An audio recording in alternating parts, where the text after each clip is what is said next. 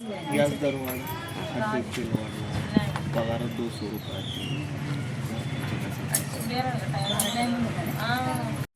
माझं नाव कविता व्यंकटेश कणके आहे. आमचा पगार येते 1000ला 230. आता महागाई किती वाढ झाल्या, गॅस वाढ झाल्या आणि तेल वाढ झाल्या, तूर डाळ वाढ झाल्या, काय घ्यावं म्हणलं तर वाढ झाल्या. तर कसं करावं, आमच्या घरात परिस्थिती, कॉलेज शिक्षण करायचं आमच्या पोरांना आणि महागाई वाढ कसं करायचं कळेना आम्हाला. आमच्या घरात काय किती परिस्थिती, आमचं मालक जकाट कामगार आहे. एवढं महागाई वाढ झालं तर आम्ही काय करावं, आता कुठं जावं, कोणाला मागावं? काय मागणी असेल सरकारकडे? काय नाही, गॅस वाढ आहे आणि आज एवढं तेल वाढ भाव झाल्या, काय घ्यावं काय. एक किलो पण आणायला पण जरा मागं पुढं होते. आम्ही जरा कमी असले तर एक अर्धा किलो आणून करते. एवढं महाग झालं तर काय करावं आता? पोरांना शिक्षण करावं का काय, आम्ही घर चालवाय का काय करावं? एवढं मागायचं कसं जगायचं आम्ही?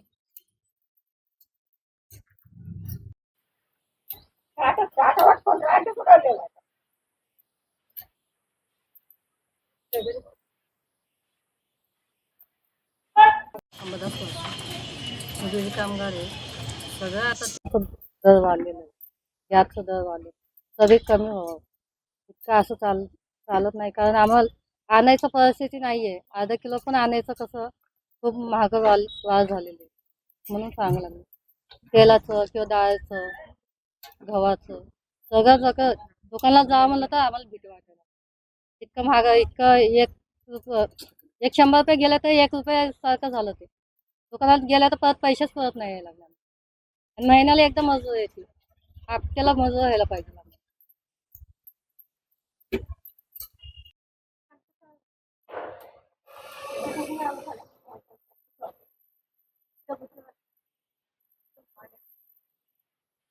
करत असताना आता त्यांच्या जेवलून प्रश्न खूप मोठा आहे की बिडी कामगारांची आमचं किमान वेतन आहे 2011 मध्ये सुधारित किमान वेतन ह्या मंजूर करा म्हणून केलं होतं. तर आतापर्यंत हे किमान वेतन मंजूर झालेले नाही आहे. आता आम्ही 1000 बिड्या वडल्यानंतर 230 रुपये आम्हाला मजुरी भेटते.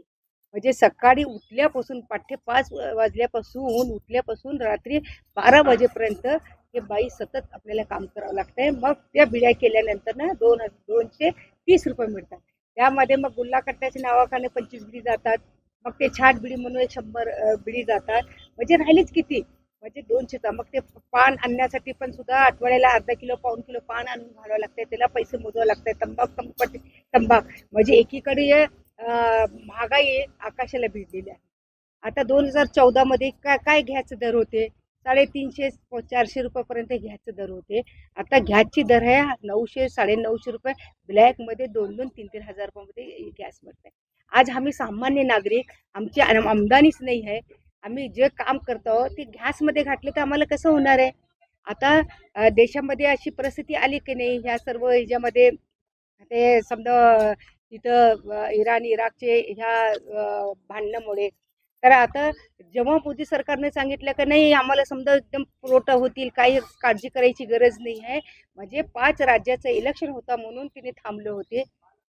5 राज्याचं इलेक्शन झालं, त्यांचे मोटरा गाड्या पदयात्रा हे करण्यासाठी किती खर्च केले त्याने. मग जर तेच वाचून ठेवलं असतं तर लोकांना आता ते फायदा मिळाला असता. आता गरीब बाया बिडी कामगार, आता ही परंपरा चाललेली आहे, याला कोणी नाकारून पण सुद्धा शकू शकत नाही आहे. आता सोन्याचे भाव इतकी गगनाला भिडलेले आहे. अहो तुम्ही अर्धा ग्राम घातल्याशिवाय लग्न होत नाहीये. हे सुद्धा आमच्या समोर प्रश्न आहे. और मोदी साहेबांनी सांगतात की आता तुम्ही तेल जरा जपून खावा, तुम्ही गॅसचे दर वाढणार आहे. हे तर माहीतच होतं आम्हाला. 2 महिने तुम्ही खाली निवडणूक होती म्हणून तुम्ही हे केलेलं आहे.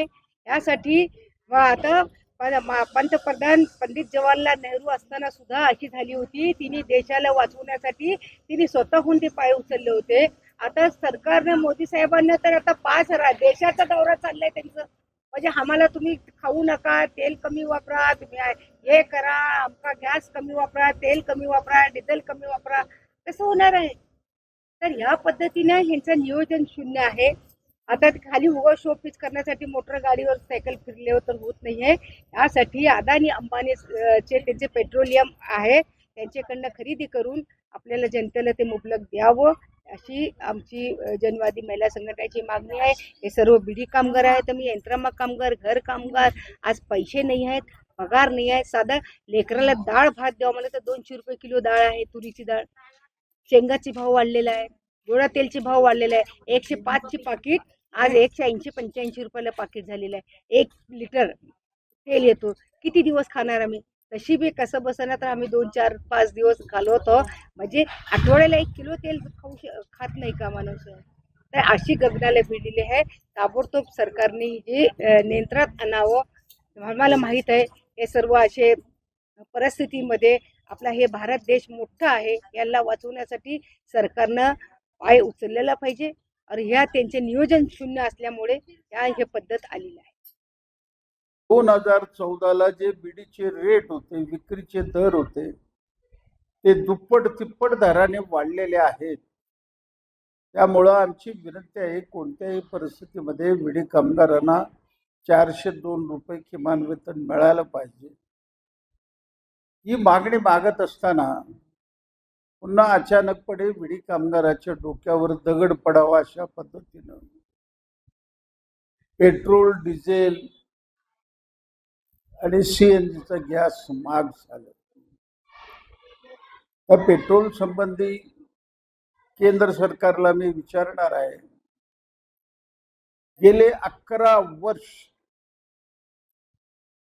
तुम्हाला आंतरराष्ट्रीय बाजारामध्ये केवळ 35-40 रुपयाला तुम्हाला हे डिझेल आणि पेट्रोल मिळत होतं. तुम्ही 1 नया पैशाची कपात केली नाही. या 11 वर्षामध्ये 43 लाख कोटी रुपये म्हणजे दररोज 1000 कोटी जनतेच्या खिशामधून मोदी साहेबांनी काढलं आणि तिजोरीमध्ये घातलं. आणि आता सांगायला सुरुवात केलं की आता कच्च्या तेलाचे दर वाढलेले आहेत. 100 रुपयाच्या वर त्याचे दर गेलेले आहेत. त्यांना माझं म्हणणं आहे, $108 आंतरराष्ट्रीय बाजारामध्ये गेला असताना मनमोहन सिंगांनी 71 रुपयामध्ये आम्हाला पेट्रोल दिलं. आज 3 रुपये पेट्रोलवर अडवला, 3 रुपये डिझेलवर. प्रचंड ही महागाई वाढणार आहे. कामगार मेटाकुटीला येणार आहे. या विरोधात कामगार लढ्याच्या मैदानात आल्याशिवाय याला उपाय नाही. त्या पद्धतीचा प्रयत्न चालू आहे.